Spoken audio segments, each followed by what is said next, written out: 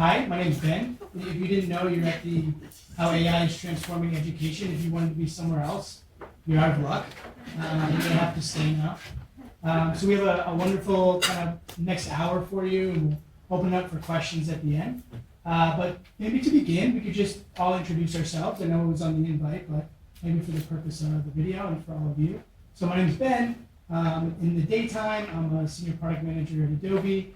And then on the side, I do help the college as a strategic advisor and doing fun events like this. So that's a little bit about me. Maybe we can go to the left, and if you want to pick up the mic, we'll kind of pass that and just maybe introduce yourself. And hello everyone, my name is James. I'm the department chair of the Computer Data and Content Science at Tian College Northern Campus, which is where we are. Hello everyone, my name is Rumi.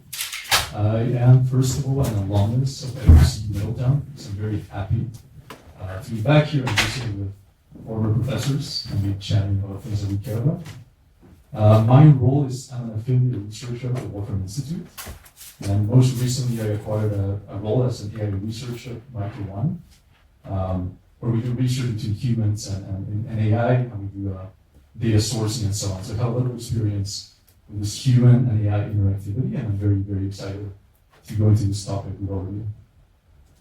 I am not the technologist on the panel, but my name is Kristine. I am president of the other college in this neighborhood, SUNY Orange County Community College. So pleased to be with you this afternoon. And I'll leave it there. We are trying at we're a community college, I should say, which means that we offer associate degrees, certificates, workforce training. We have 4,300 plus credit students this fall, more workforce students, and we are very much trying to take the lead on AI, especially in a human-centric way. My name is Yulia, and Yulia Ovchinnikova. I'll try to say my last name. Just Yulia from OpenHub. This is the company I built. So I see myself as a creator and the challenger. I have a nickname, Yulia, too much. So I hope to prove it today. We will see. But basically what I'm running is the business called OpenHub. So we're building the educational training provider. We trained up to 500 people by now since 2017 when the business was started. So what we're doing, we're not only just training people, we're trying to grow together. And my passion, my PhD in economics is technology-driven economy development, how we can all grow together and how we can grow our country, our small municipalities and our communities. So I do have some technology degree as a health education, so I have master with computer science and applied mathematics, but my passion triangulating with human development, workforce development, talent development. Saying that, I'm passing the mic. My name is Tian. I think for people on this campus, a lot of you may know me. I'm the principal of Northern Academy, which is the school right next door. We're 1 to 12, grade 1 to 12, not college yet. We're preparing kids for college.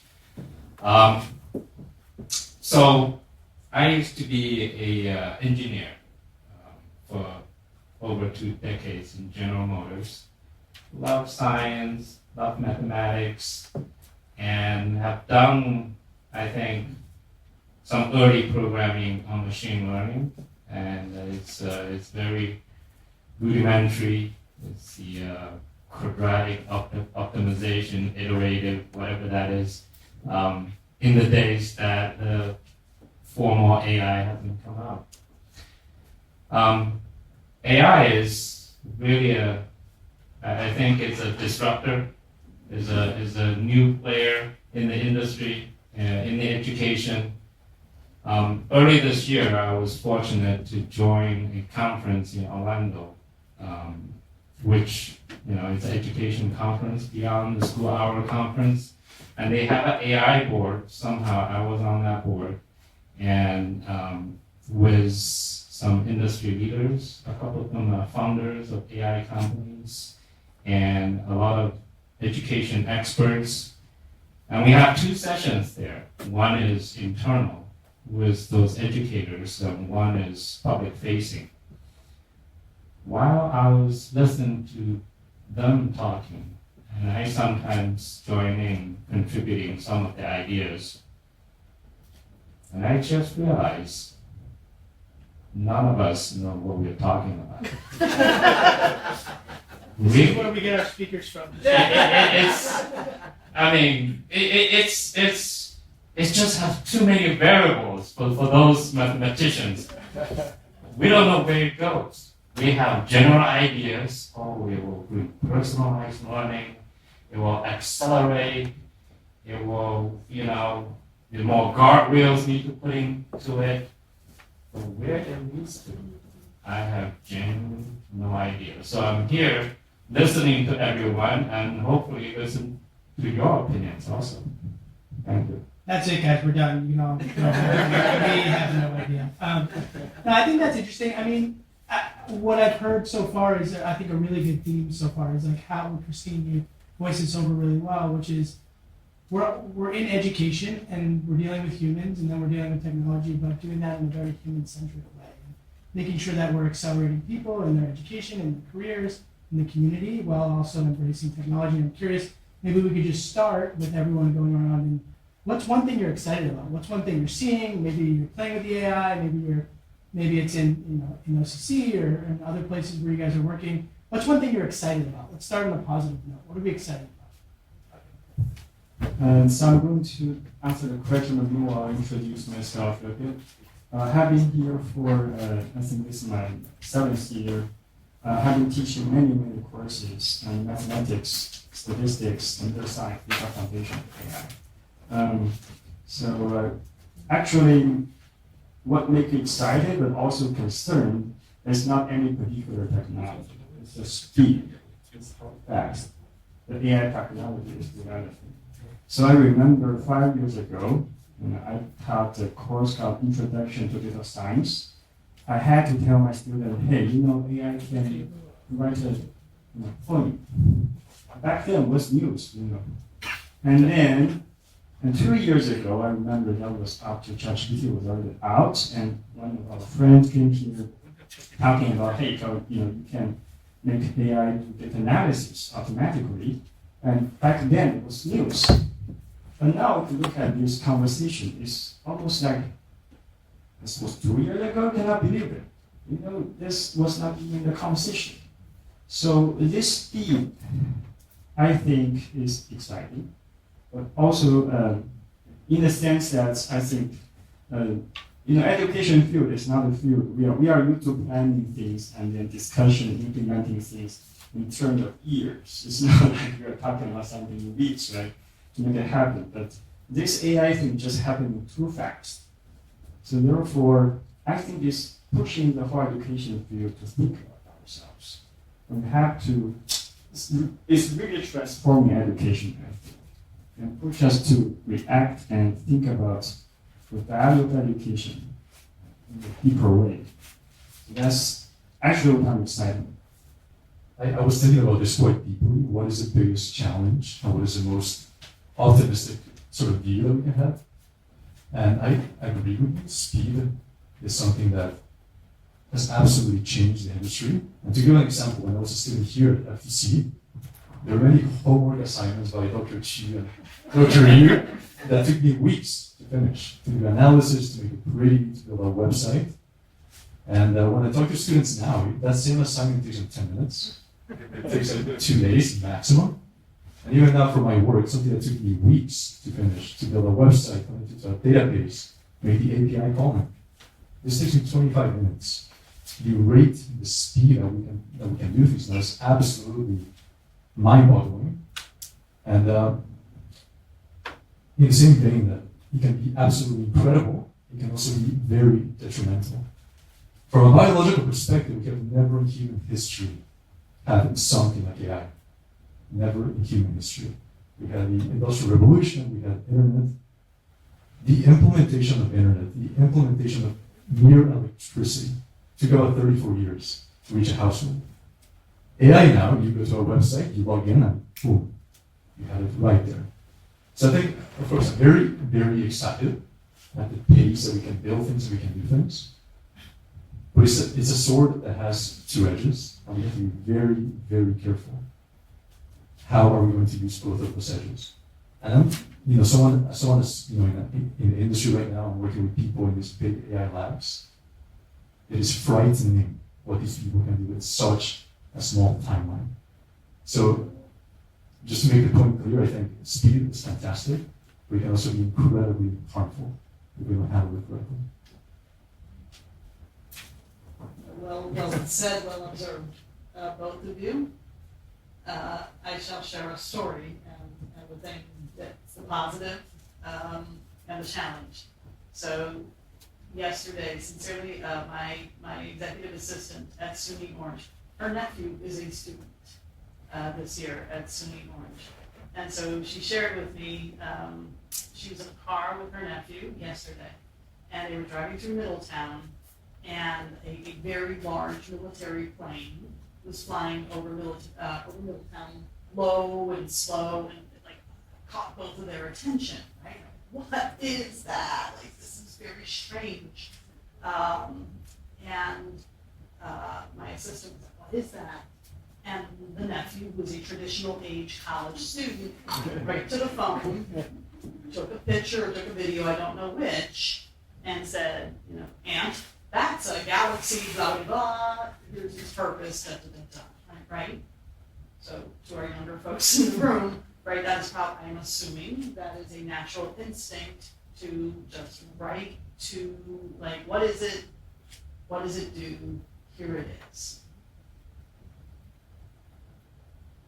And as my assistant was telling me that, I'm like, that's my student, right? How exciting. That's his instinct now. And that is in his pocket. He owns that. He knows how to use it. And that is his natural thing. I don't know what that is. And my aunt's curious about that. I'm curious about that. I answered that. And I'm like, darn it, all the heck. I think all 4,300 of my students have that thing, right? So what's the trick? Why don't they do that when they have a question about noun verb agreement, right? Or solving the quadratic equations and how do we move that next step, right? So that tool is now so democratized that we all have that in our pocket. What does that mean for the work we do in education? And the twist that you probably hear come out in our conversation today, right, is the fear, the challenge. So there's the challenge, there's the positive piece. It's already there. The guardrails, the yada, yada, yada. We didn't get a hold of social media fast enough. Those of us who are a little bit older. And that won't and kind of got away from us. It's moving so fast. Can we move faster? And what are the right guardrails? So AI becomes that force for good and curiosity before it becomes a force for whatever. Great example. It definitely used image recognition, and definitely it was the specific app developed for use cases to recognize the object. And we can see these people interested in botanics recognizing their plants. Or, for example, I don't know what to do about my plant not feeling well, so I can scan and ask AI what to do about this, and I receive quick answer. This is a beautiful thing. So actually, to summarize, yes, AI is a tool and make it things easier for us. Thanks AI, woohoo! At the same time, we understand that AI can fail, and we shall be mindful about this. Don't trust the first thought. Don't trust the first source. Don't trust the first move. Okay, so developing critical thinking. I am very appreciative for the speed of innovation. That's what was addressed. That's what we live from. We actually, which nation was talking about it's not good to live for the time with huge transformation. Was it Japan saying?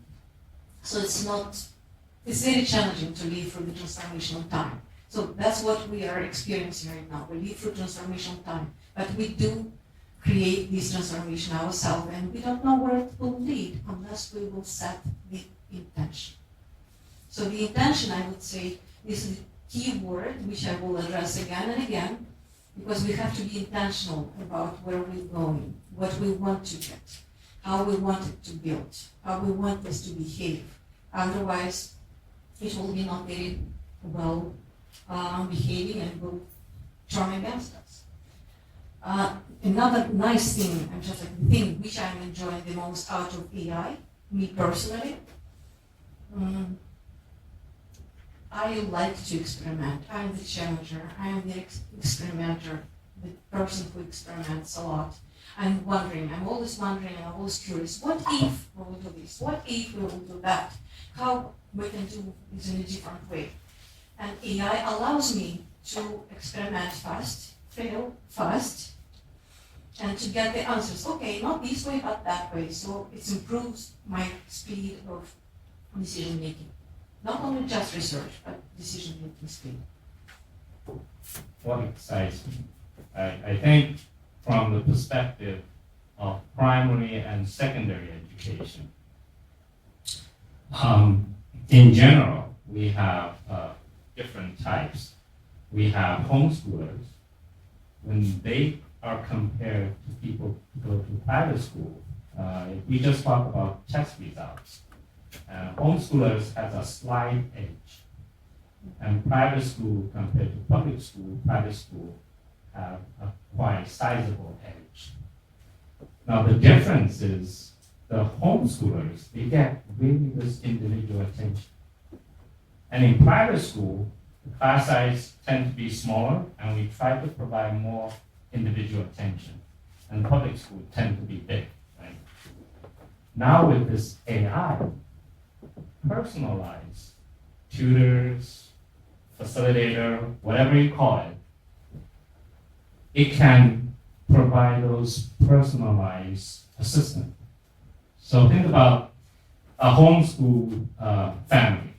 I mean, the mom taught the kids till 8th grade and the high school content become harder, but all of a sudden AI come along. They may retain the kids a little longer to keep that in that intimate setting. And for private school, now all of a sudden you have this assistant and a teacher in a classroom. Normally, well, there is differentiation in teaching. You deal with different kids. It's hard to deal with too many type of kids. But if every kid has a personal assistant already, that changed the entire class dynamic. And for public school, can they leverage that resource to make things more personal? I mean, it will change a lot of things. Maybe a curriculum, schedule, class setting, lesson planning, everything will be changed. So it's exciting in a way that, we have basically a homeschool will enter a lot of different spaces and may elevate everyone. But there's a lot of things that, if we talk about shortfalls, disadvantage of AI, we can name quite a bit related to creativity, ethical usage. We can name a lot of things, and those things will also enter these spaces. So yeah, it's a double-edged sword, but it's such a disruptor that I don't know what's going to happen next year. So Tim, I'm curious because I agree that there's the blue sky of like, hey, this could be a personalized learning assistant for everyone. But that sort of assumes everyone has the same leaning to want to learn, right? That kind of assumes that from the student end, hey, I really want to learn. I'm going to sit in front of this screen and I really want to learn. And at least for me, I think in the workplace and during my learning career, I can tell you the great teachers I had. And it's because they made that come to life. And so you could argue, yeah, like AI is going to make it come to life and it can be Abe Lincoln. I think that's very different than having a really, really engaged educator in front of you at whatever level you're at. That could be at the collegiate level, or that could be at the high school level, or even younger. So do you feel like that's the differentiator now? Or because personalized is one thing, and maybe there's some use cases where that makes sense, but it feels like the teacher is almost more important now, not less important. Definitely.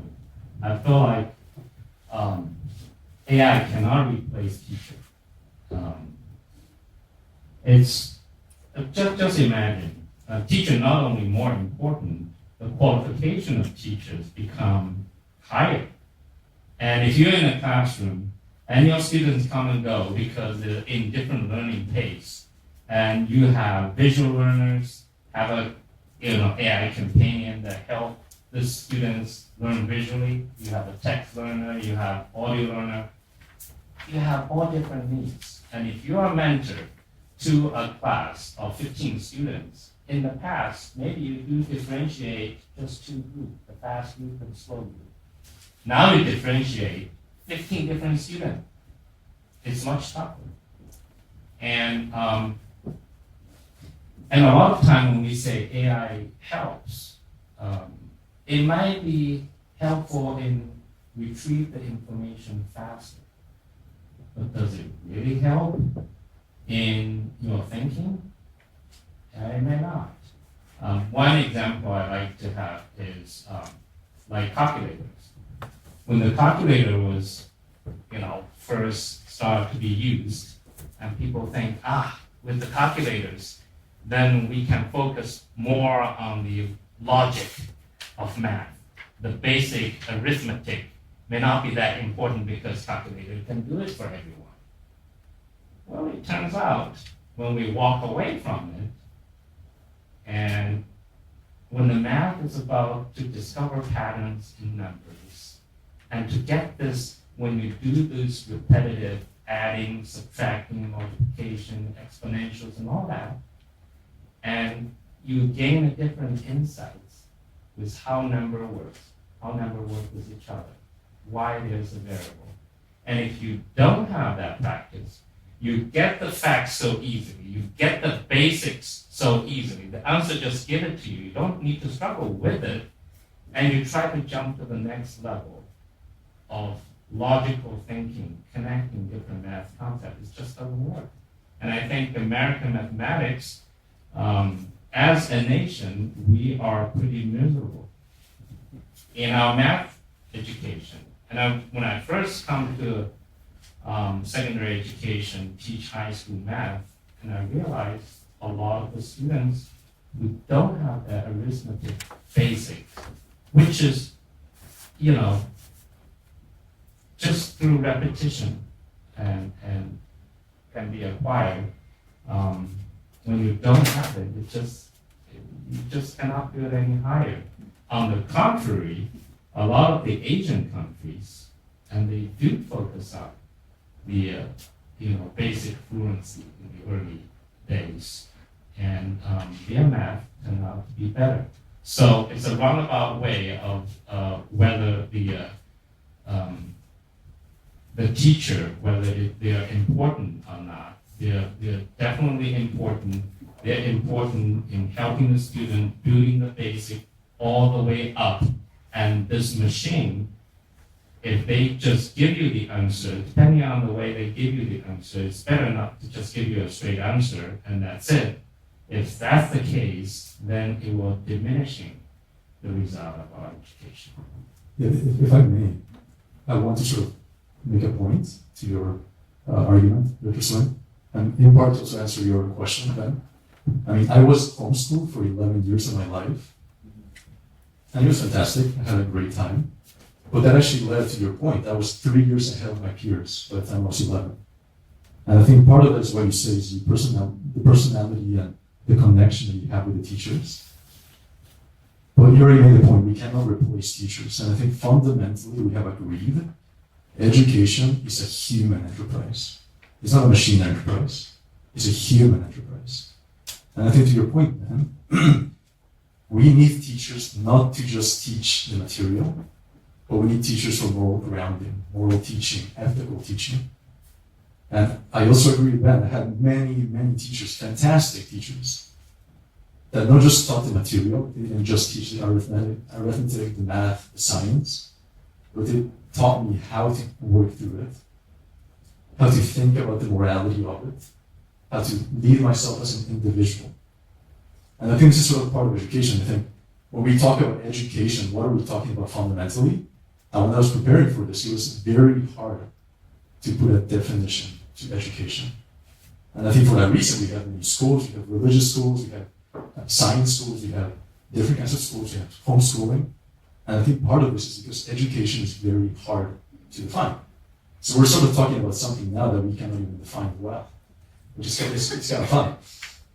And when I was thinking, what does it mean to be educated? What does it mean to educate? I was thinking of a verb in Latin, educere. Educere, what does that mean? It means to bring out. And I think that's what education should do. I think as Plutarch said beautifully, it's not, students are not vessels to be filled, but torches to be lit. And I think that's exactly what education does. And that is done, as you mentioned, through a great teacher, not a great machine. And sort of to answer this point, Ben, I think we need teachers to not just teach the material, but teach the moral foundations, teach the teachings of being human, and teach us how to work through hard problems. And I think that is fundamentally one of the tenets of education, is to become resilient, to learn how to work through problems. Like you said, I mean, if we work through a math problem by ourselves, and we actually arrive to the answer, not only were we resilient, not only did we cultivate patience, but we thought deeply about something. And that to me, that's educere, that's bringing something up in you. And that no machine can do for you. Yeah, we're gonna put that quote on the website. If I may add, I would say, okay, here I am teaching kids coding. I started to learn coding 25 years ago. It changed a lot. And of course I cannot keep up with that. And my kids are faster. We are running after school programs and we are running programs for adults. Okay? I just come and I play the blondie fool. I'm not blonde, but I'm playing it. And I ask for help. Lead me, help me. How do I do this? How do I do that? So what I'm doing under this process, I'm kind of challenging them to take the leadership and start recognizing how do they lead. But the way how I structure my questions is very specific because I have my leadership under this. I have my plan, how I want them to guide, what I want them to bump on, what I want them to experience, what I want them to learn, what I want them, where I want them to fail, because I do want them to fail, right? I would say, summarizing this, the education process for me is becoming more research process or like co-learning. We're learning together. We are partners in learning. I learn a lot from my kids. I learn a lot from adults. And I'm absolutely comfortable to say, I don't know the answer for this question. Let's ask AI. But let's be critical thinking about this. So I do see the educator's role as the guiding role and co-learning role, and AI as your problem thinking partner, researching partner, simplifying some specific task, speeding it up, saving you some time. And I do see us as educators to in charge to develop critical thinking. Interesting fact that we cannot get to the big concepts, to the big pattern recognition if we don't have foundations. Yes, we have to learn some boring stuff. It's our role as educators to make this learning fun and entertaining and engaging. So I would say, summarizing this, pedagogy is a huge thing, but we are not only just pedagogues here, we are trying to make these, we are trying to build leaders, we are trying to inject the growth mindset. So all things humans have. We are creators, and that's my North Star target. That's what I want to see. Each time when I do anything, I just like, where I am going with this? What is my intention? What I want to tell AI? I'm not asking AI, where shall I go? What shall I learn? No, we are specific because we have intention. intention is everything. Where do you want to be in 10 years? So as pedagogue, as educators, that's our role, to get these bridging kids, their talents, their specific personalized needs, personalization, and to connect where they want to go, or just to recognize it probably in them, and just to connect it to technology, to the tools, teach them how to get there, lead them. Kristine, I'm curious to hear your thoughts on how you're thinking about that at your college in terms of, because the theme here is sort of, how do we strike that balance, right? How do we strike the balance to allow them to use these cutting edge tools to shoot up at the sky? Obviously that's important, but obviously we're talking about critical thinking, problem solving skills. I mean, these are the things in the workplace I know are differentiators, right? AI can't, to your point, it can't give you the compass. Where should my company go next year? How do we grow 15%? Like, I'm gonna go ask AI. Well, that's not gonna work. So I don't know, like, how are we thinking about that in your neck of the woods? So one of the first, lots of different things going through my brain at once. I'm going to sizzle them into one example, right? Because you can think about it as an entity, as SUNY Orange, like where do we even start with this, and then how are we working with our students with this? So trying to do a lot of things at once, but in a good way, right? It's always like a good course of action. So our college is 75 years old. We didn't get that message with all our celebrations this year.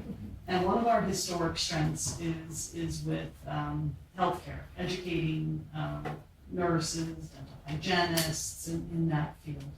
So we have a lot of graduates and we have a lot of relationships with providers in Orange County.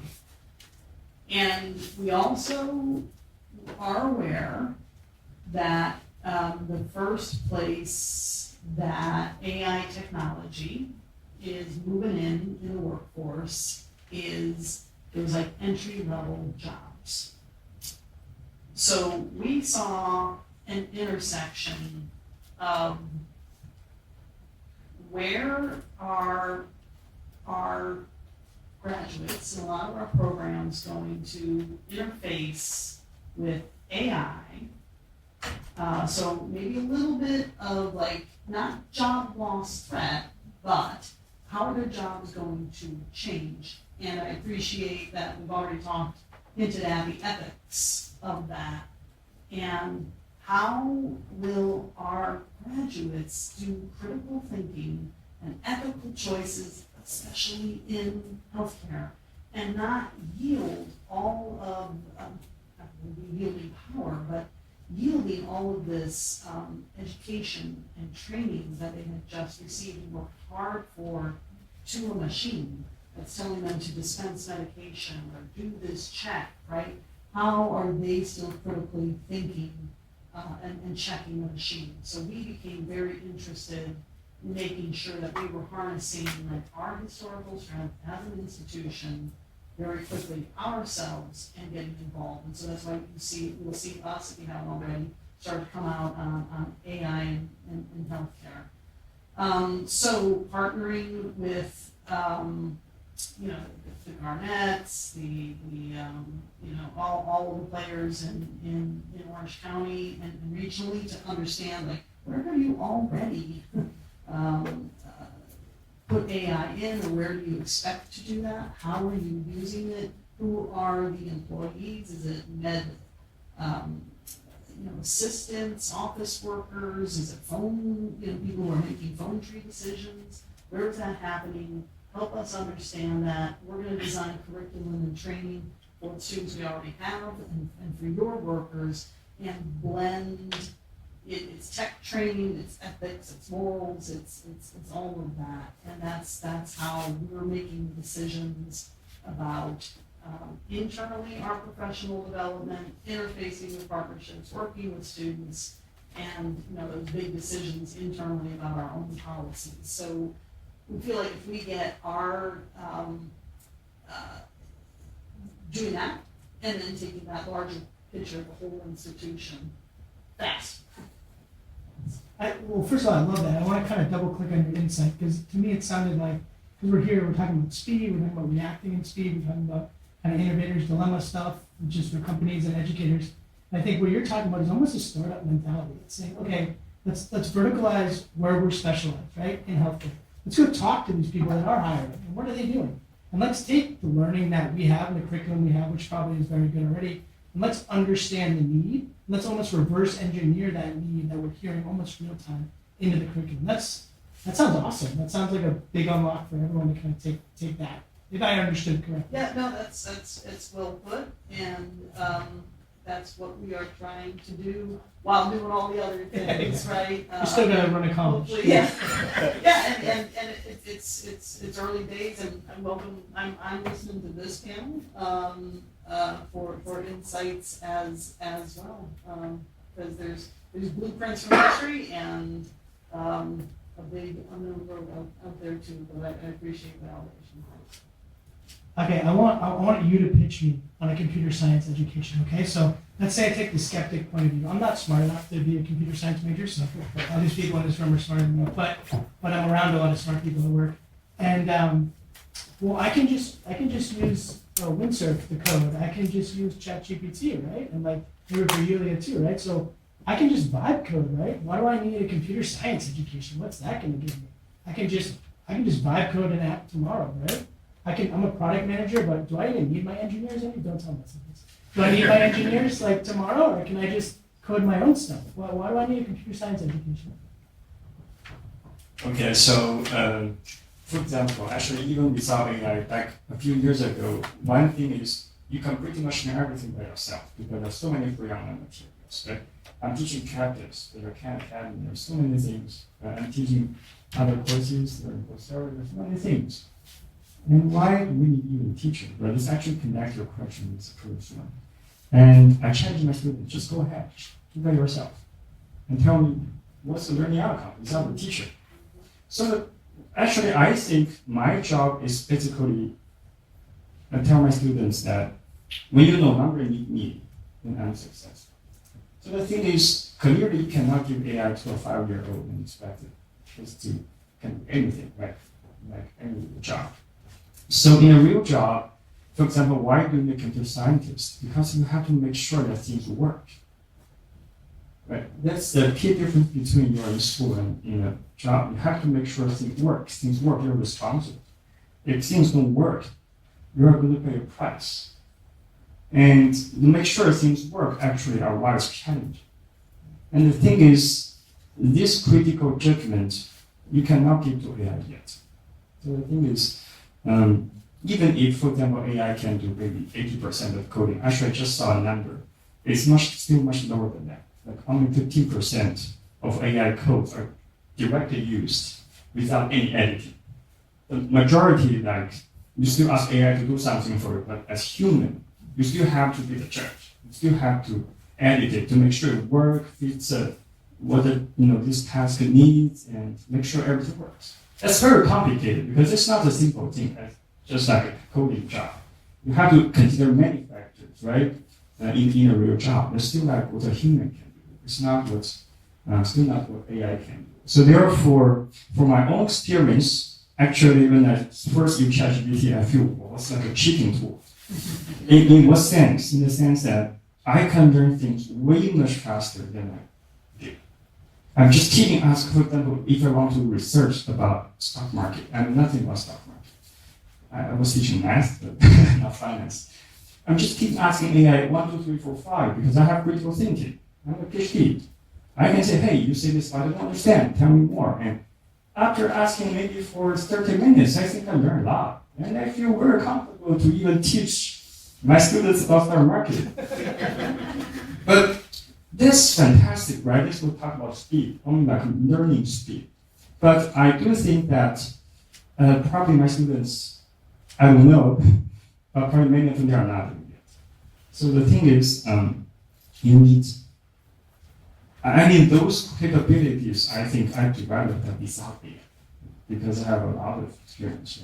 My PhD training, a lot of things. So therefore, I think AI is wonderful. It can do so many things, fantastic. But in the end, I believe human must be the judge. But to be the judge, you need judgment, which is one of the most difficult things to develop. And that's why we are still here. In other words, even if AI can do the job, but if you are the judge to say whether I use it or not, whether I need to do some revision or not, so that you don't do your job if things work, it still takes years of education, years of experience to read that. So that's why you have computer scientists, and not only that, but also like teachers. Because without teachers, the majority of young people, they still cannot learn by themselves. So we are too valuable, I think. I have a question to the audience, actually. How many of you is here are writing the code? Or you believe this is a job, your future job, to write the code or to do data science coding, building the models? Anyone? Yeah, a lot of you, right? Yeah. You guys are so shy. Most of you. It looks like nobody. No way. Okay. They're all data science students. I'm sure. So what do you think you will be paid for? For writing code? What would be your deliverables? What would be the main value you are bringing to the job? What is it? Just give me some rough ideas. What you will be paid for to get a high-paid job? The value. Not the skill. What's your deliverables? Are you doing research papers? What do you think? It's got to be your Git commits, right? How many guys are going to be committing a lot? You got to be committing code. I would imagine. Some Lines of code, maybe? So, vibe coding is really important concept because it turned out just what we do, we write our intention, we write our prompt, the first prompt, then we fine-tune this prompt. Out of this, the main focus of us is to write specification, our plan. Where are we going? How are we going? What exactly what we want to see as the deliverables? And only after this we write the code.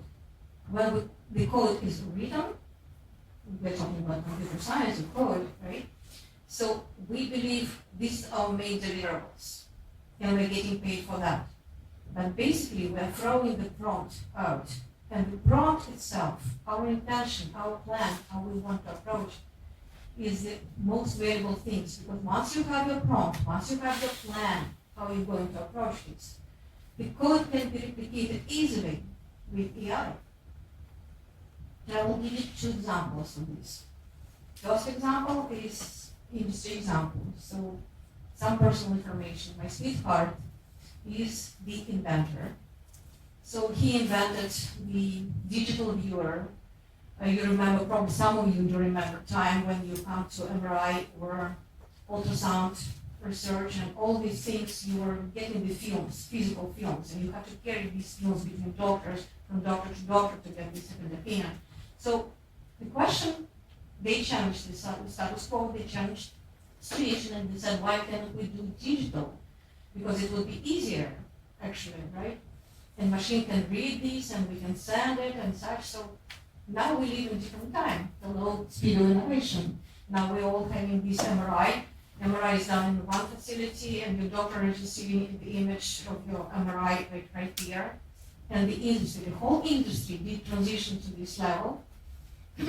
So the thing he invented and he wrote as a code called Health Digital Viewer, okay? It was a startup. His startup was acquired by big companies. The big companies were fighting for the startup, so GE paid millions to get the startup. So he became very rich because he got some shares. Industry adopted the standards. So he wrote the standards, industry standards, right? Industry adopted the standards. All big companies developed all these huge lines of codes. 30 years passed. All these lines of code are like old. It's not functioning well. It has to be rewritten. But they invested so much time into writing this code. And this is a huge change to the entire industry because the big companies like GE or Fujitsu or you can name Siemens, all these big companies are like having the whole departments which are developing products built on the inherited viewer. It's like legacy thing. So what to do about this? When the foundation is outdated, what else can you do on this? So he was given the challenge.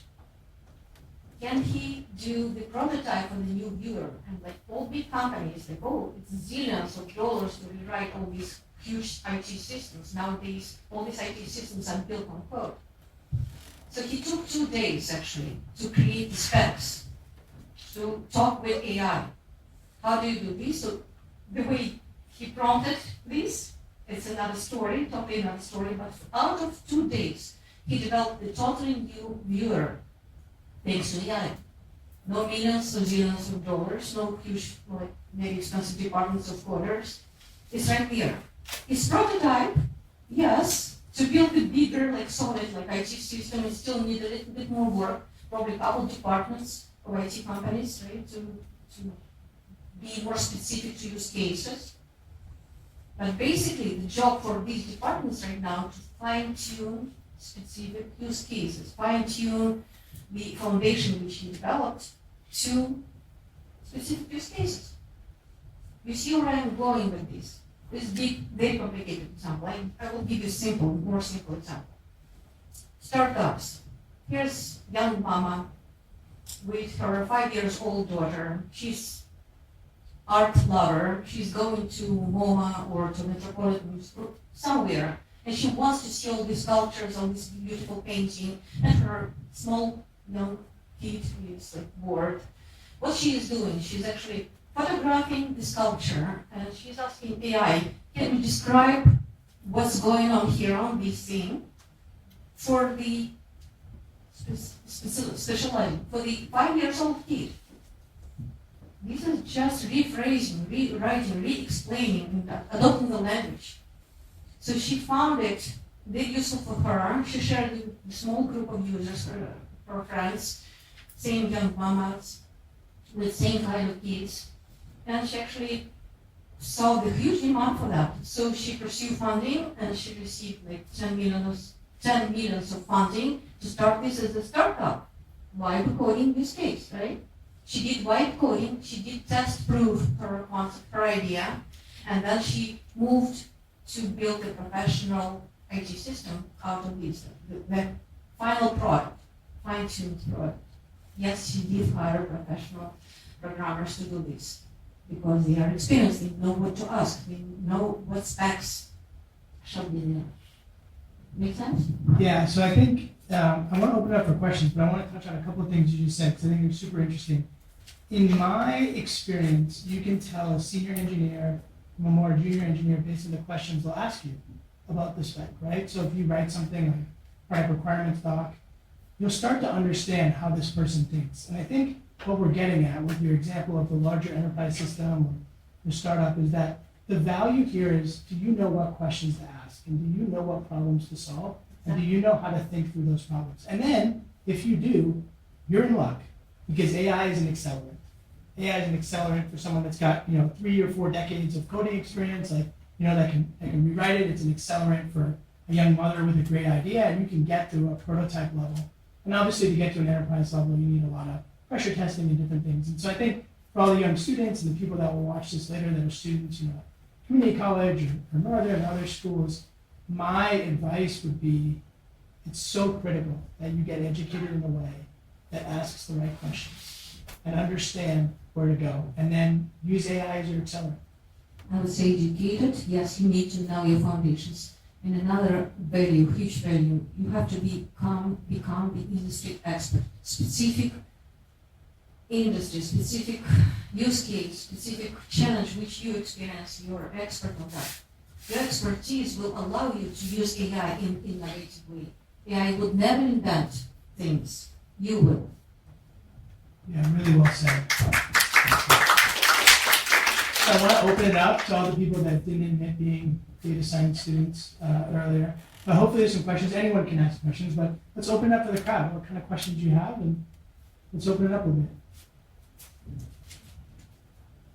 Sean, do we have a mic? Or maybe we'll give you a wireless. Thank you very much. Wonderful talk. I actually have a first question for Rumi. You mentioned about you inside the AI industry and you see some scaring development. Can you elaborate a little bit? I want to understand What's a bit behind the more. curtain? Tell us. Yeah, what's the threat right now? Yeah, no, so I signed an NDA. I can tell you. NDA, the whole industry. No, I think and this is something I've talked about in the past. I think what is scary is the rate at which it progresses, the technology, but the rate at which the ethical implications are lagging behind. And I see this all the time in my company. Not so much our company, but I see this in AI labs. They are very competitive with each other. Fine, I get that. But they're completely throwing ethics out the window. They're trying to for marketing and making people happy. But the rate at which the technology is progressing is way far behind to the moral and ethical implications. And all these AI labs, they try to come up with nice, fancy articles that say, yeah, we studied the ethical implications, the economic report. Anthropic just came out with one 2 days ago, 1 year ago. And fundamentally, they're saying we have a scary future, but at the same time, there's possibility. And I think that's sort of the most scary point for me is we have people that build the AI, they're fantastic at doing that, they're amazing. And then we have people that are philosophers, they know how to think about the ethics, they know how to think about the implications, and they don't talk to each other. So I think sort of the gap that we have to fill is building philosophers that can build, and building sort of cultivating builders that can think about the philosophy. And I think this is a result of a modern culture, which is we have people become incredibly specialized in one area. That's fine. That's amazing. We have all these future diseases and all these things that are amazing. But what that leads to is the individuals, and going back to education, we have people that are very good at doing one thing, but are completely ignorant to other things.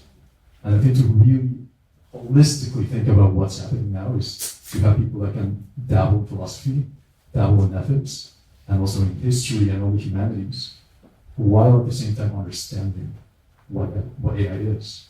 And I think to briefly answer your point of why to get a computer science degree, I think this whole question of AI literacy is sort of the hot topic now. And if you just fundamentally can understand what is happening with current LLMs and current AI, when people make statements like, oh, AI is thinking, AI is conscious, and you know what's happening at the fundamental level, you just slap your face and laugh. It's a data. Yeah, it's just zeros and ones. I mean, just a massive computation that's happening. So I think the main point here is we want to build that bridge between people that can think about the implications of AI and the ethics, and the people that build these machines and these systems. And I think that's what's scary for me is there's no real gap. Like there's no real bridge being built between this big gap that we have. Do you think that has to be education's role? I argue it has to be education's role because there's no incentive. There's no economic incentive to do what you're saying. And I don't want to call anyone out company-wide, but you can see that some companies that are hyperscalers have people leaving because of ethical concerns and some not. And you can see that the market is not going to reward someone that sits in a company and says, wait, have you really thought about the ethics today? Like, we're going to be out of business tomorrow. And so it feels like, to your point, that maybe education or other people within society, because this is a societal concern, need to step up and be a voice in the room to say, listen, you can't use all the electricity on the whole planet for this until we all agree, like, there's, you know what I mean? Like, we have some ethical, like, I don't know, something to bring to the table. But do you think, like, education's playing that role? Or who can play that role? Government plays that role? Who plays that role? Maybe that's too big of a question for me. I think that is a fundamental question, yeah. I don't have a good answer. I think going back to critical thinking, if we can have students critically think, that is, the computer science students, if they can critically think what is actually happening, not in the technical sense, but in the societal sense, then maybe we can have more people asking these questions. And yeah, I agree with you, there's no incentive to be ethical and have these guardrails in place. But there are many factors at play. Meaning, there's an AI war happening in the US versus in China and the US. So there's really no incentive to make this a focal point of education. That is the ethical point. So I don't have a good answer. Maybe your panelists have a better answer, but that's the way I feel about this. Just a follow-up question, actually. So I know the current administration actually loosened up many other regulation because they want to boost AI industries tremendously. So the issue may be a lot more pressing, a lot more urgent than we expected. So what kind of mechanism, what kind of force can actually set up the guardrail at this moment, instead of waiting, we build up more, talents who understand logic and philosophy, understand the ethics. I'm not touching that. I don't know either, because I'd like to hear your thoughts. I personally, this is really an existential question. Existential from an economic point of view, from a company point of view, from a country point of view, that I kind of see both sides, that speed wins. We talked about it at the beginning. Basically, the crux of your question is speed wins. So you're going to slow down speed? And if so, for what? I don't know. I'll let smarter people than me figure it out. Let me get it. If you want the educator's question back to the question, right? Like at the outset, I alluded to kind of the social media sort of question. Nobody saw it coming, right? How something joyful like a Facebook, right, could it became a mental health crisis, right? We all see that now. So right now, AI is that wonky place. Maybe now we have some insight that it could go in that direction. And while this is a dark region, and I will come back from it, right? Like, do you have to be dark and think well, AI could be used as a weapon? The only thing I'm coming up with is that when we had a terrible, awful weapon that we knew could do something pretty darn bad, we put a lot of controls on that terrible, awful weapon, 70, 80 years ago, right? So do you need that sort of pullback? So is the answer to the question, we really do need governments to cooperate and say, this really is, this is Turing's thing, this is AI, this is the thing that we've been talking about since that era, and we do need an industry to step up. This is not about profit making, this is not about business as usual, this is something. So we can benefit by the enormous creativity and innovation and speed and thought partnership from this tool, but we cannot let it run over humanity. And that seems to be the international goal of cooperative government and partnerships. That look like maybe the educators can take care of it. Not when the philosophers are already saying this is a runaway train. I worry, but educators do have a role to play absolutely in that the students who are willing to come to us to help us use the tools that as they exist ethically, safely, smartly, and partner with them. Yes, of course we have a role to spread that news and tool set. So I can add a few points. I think at least educators have an important role here because at least education is an important field to this question because we are handling students and for example teen spaces, especially teenagers, right? So we care about our students, we care about their wellness. So the thing is, of course, at least talk about learning. We think about, right, we all talk about AI, private tutor is so wonderful. Open actually released the ChatGPT at EDU, right? I learned Harvard is using it. But actually, in my opinion, we are not sure that where this will go, actually, right? The thing is, this can be a wonderful tool, absolutely, if you do the right way. But if you just say introduce this, well, without any policy or regulation, we just experimenting with this, where this will go. Because the learning process, as we have discussed, is not just you ask the tool, give you the answer. It's about developing your critical thinking, right, foundation. It's a pretty complicated process for learning.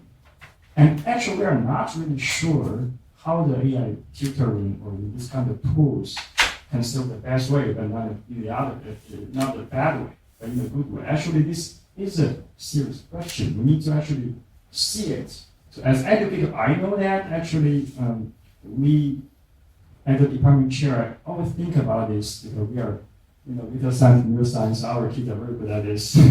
my students. I'm very proud of them. But I really want to be comfortable saying, hey, I can give the tool to them, and I know they are going to do it in the right way. Always benefiting their future, not the other way. That's okay. They cannot finish homework on time and just refer to AI.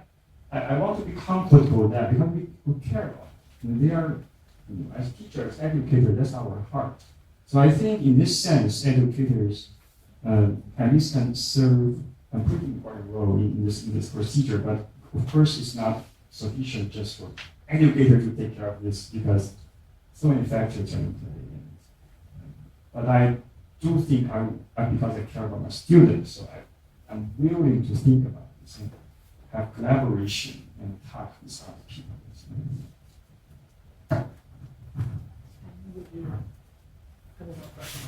I'm thinking by analogy. Let me bring this as analogy, and maybe it's a good idea to start at least for the first prompt to solve this problem, right? Do you remember Isaac Asimov? There's 3 laws for robots, or robotics, okay. First law, a robot may not injure a human being, or through inaction allow a human being to come to harm. Second, a robot must obey orders given it by a human being, except where such orders would conflict with the first law. And third, a robot must protect its own existence, as long as such protection doesn't conflict with the first or second laws. I think it's a good start, at least. Yeah, I'm just looking it up. There was an old IBM slide they used in the 70s. It's like an overhead projector, and it was like, a machine can never be held accountable, therefore a machine should never make a management decision. So I think that still holds true. But let's open it up, more questions. People have their hands up. Yeah. Okay, so I have one question. Well, actually, I really like the point Ms. Julia bring to the table that we have to be be intentional on what we are doing. So like my question is, as a educator or as a teacher, so how do you ensure that AI enhance our creativity, our critical thinking, instead of making students be overly dependent on technology? Yeah. There is no such thing like ensuring something in this world of innovation and disruption. Hello. Be ready. But it's your own safety. I think it's working? Okay. It's for your own safety, it's for your own advantage to develop your own creativity and just being curious. As the educators here, so I think we are in charge for not inspiring, but investing this attitude, planting this attitude in our kids, make them curious, making them challenging status quo, changing assumption, changing output of what AI can do. First move shall be challenging. And fun exercise to do through your AI literacy or education. I really have a lot of fun doing this each time. So when I ask AI something and I apply my own critical thinking, I just pause it there and I ask AI how you would criticize your output.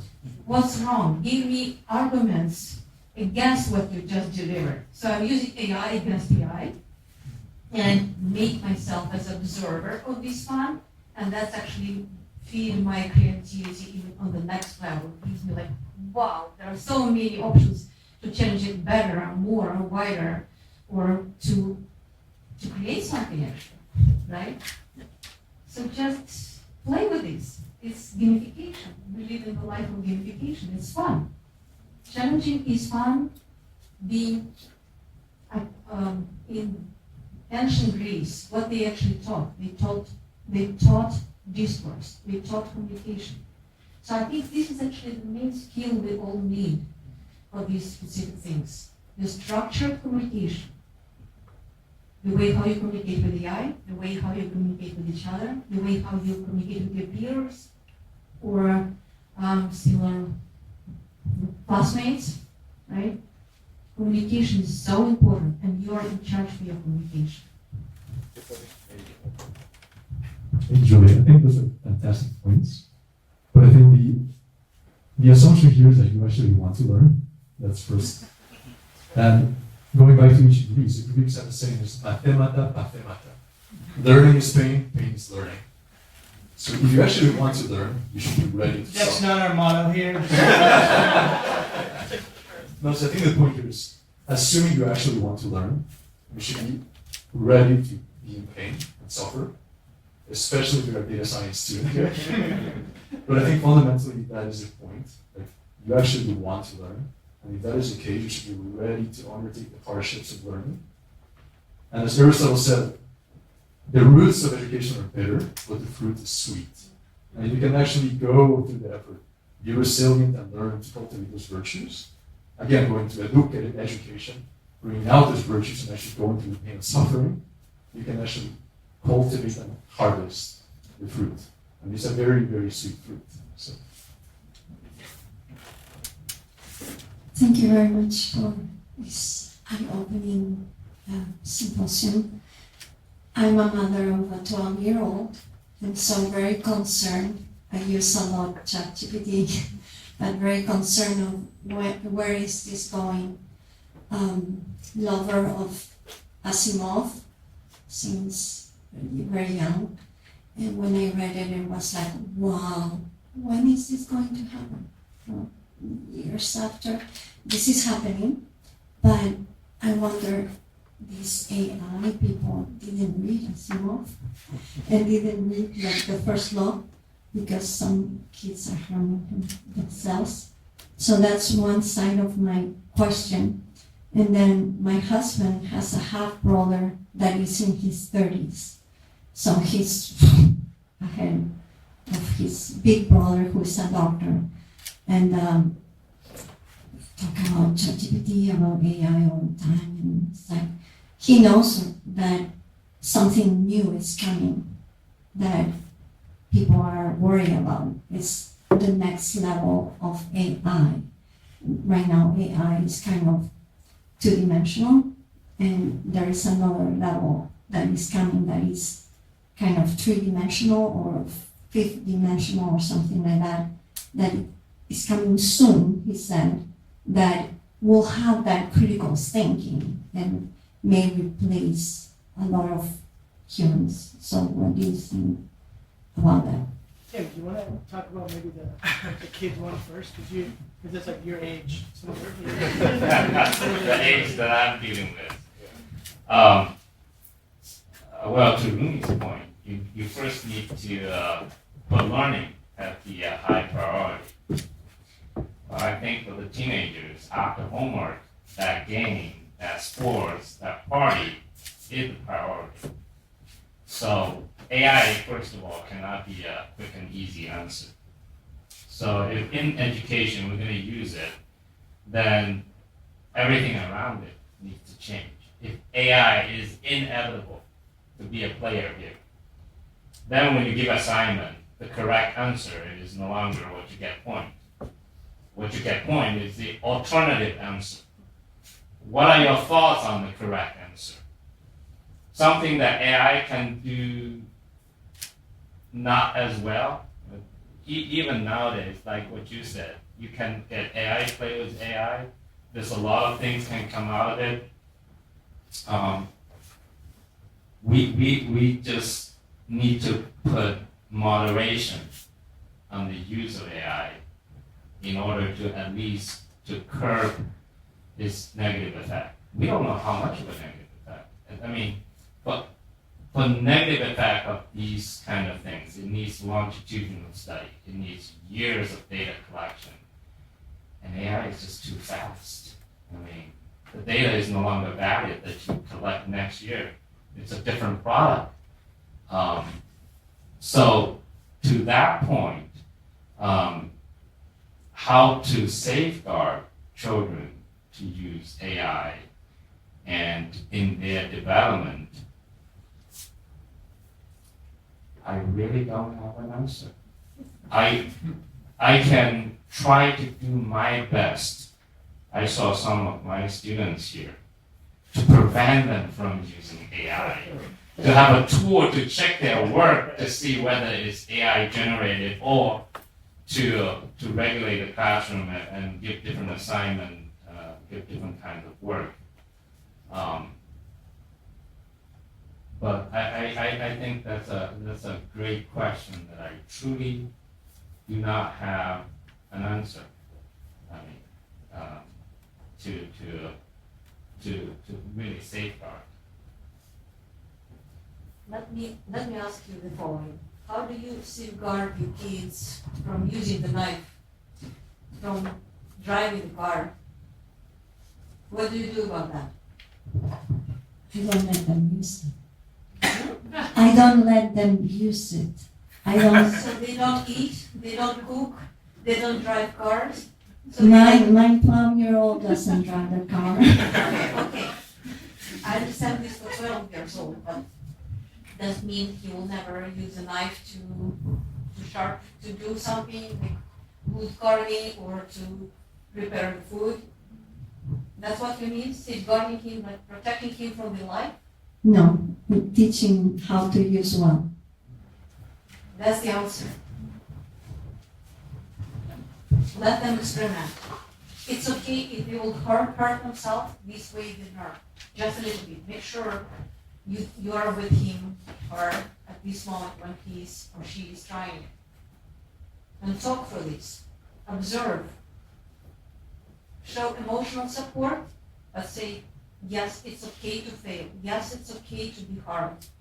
But now it makes you stronger. You develop resilience.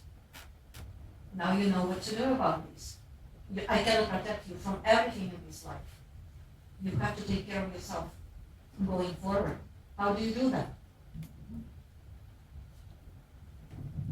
On your second point, if you want to, you say on your second point, a lot of people, there's the term AGI that and a lot of the hyperscalers are using, artificial general intelligence.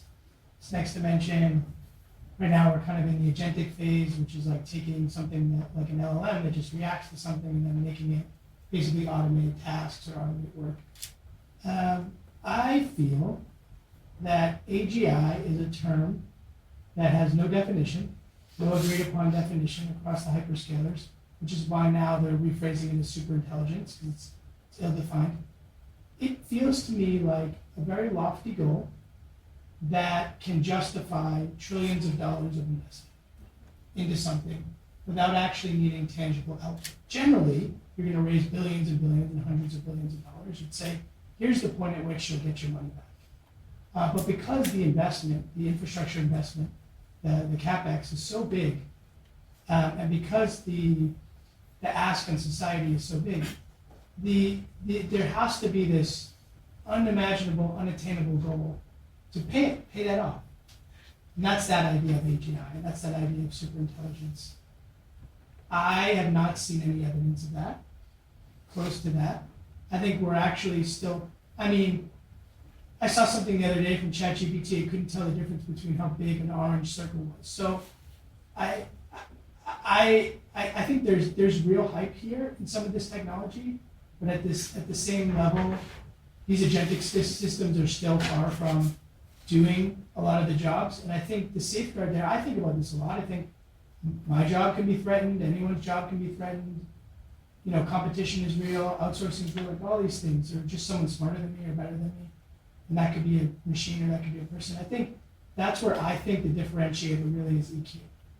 And that's part of what education can bring, and that's part of what interacting with ourselves can bring. And if you sit around all day as a kid, and you're a kid in this room, and you're just playing with your computer, I can tell you you're not developing EQ. At the end of the day, we're all humans, serving humans, doing human business. The EQ is a differentiator, because when you get into enterprises, and I've worked in enterprise software for a long time, done a lot of digital transformations, it's not as easy as pressing some buttons. It is mostly human wrangling to get tech transformations or business transformations underway. That's the skill. The skill is bringing people in a room, aligning them on the core problem, helping them solve that problem, and technology plays a role. So I'm not that scared, if that's helpful. I'm only one guy, maybe they're scared. I'm not that scared. Just to make a comment, also I think it's important. The other day, actually, you then prepare a question then asks about AI is good at retrieving information. But I have to tell you, it's not true.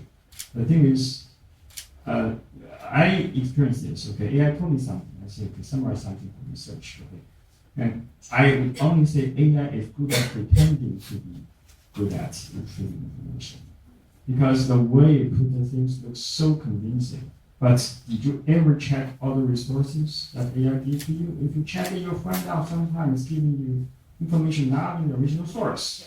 So AI is not that, I mean, in many cases reliable yet. It just sometimes seem to be reliable.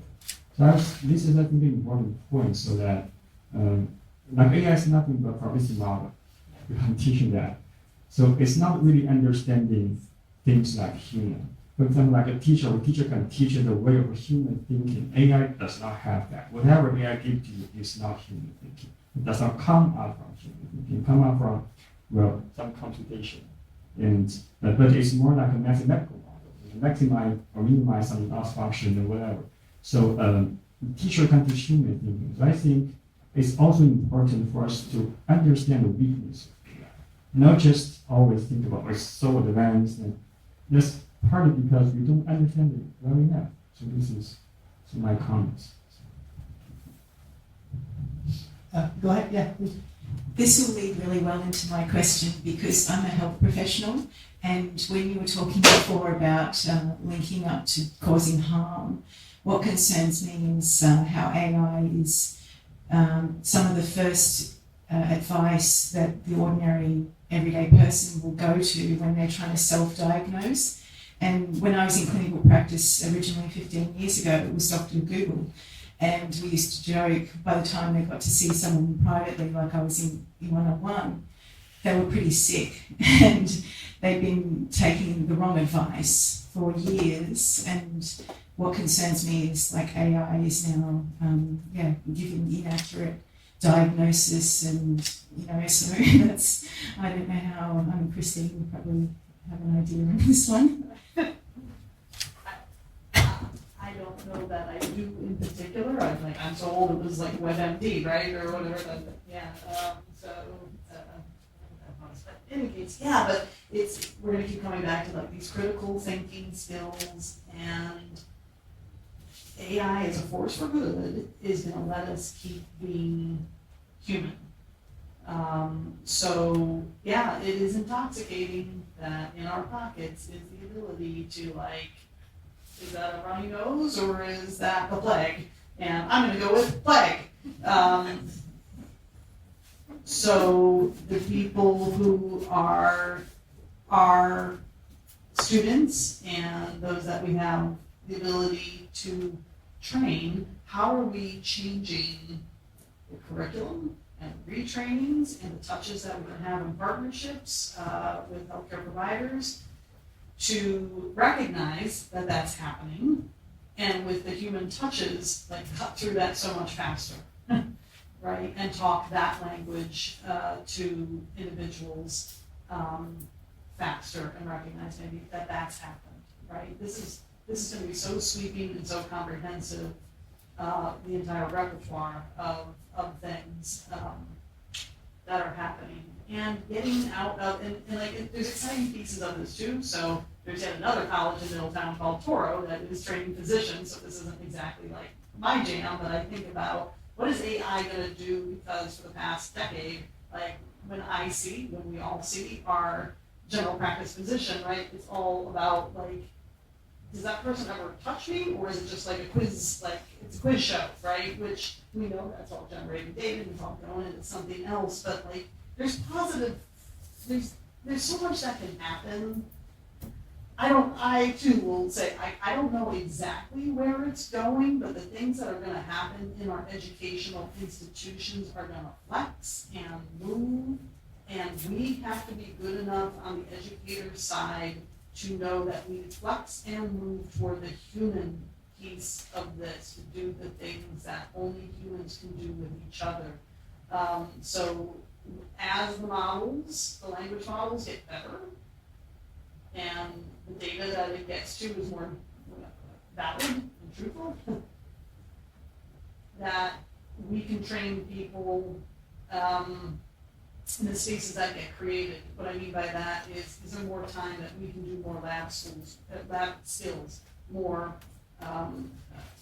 co-ops, more internships, more like we've got more time for that rather than being in the classroom all the time. And does that help?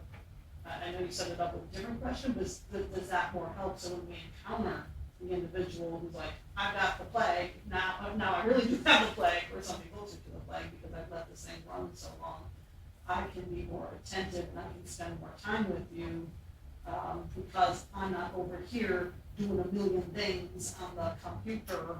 I've got the time to actually work with you, human. I'm hoping that's where this thing goes in the next 5 years.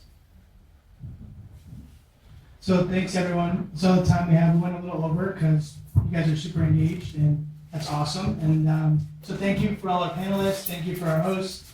This was awesome. So thank you so much. We'll post the video at some point to YouTube. You can share it with your friends. You can watch it again if you want to do that. But yeah, thank you everyone. Thank you everyone.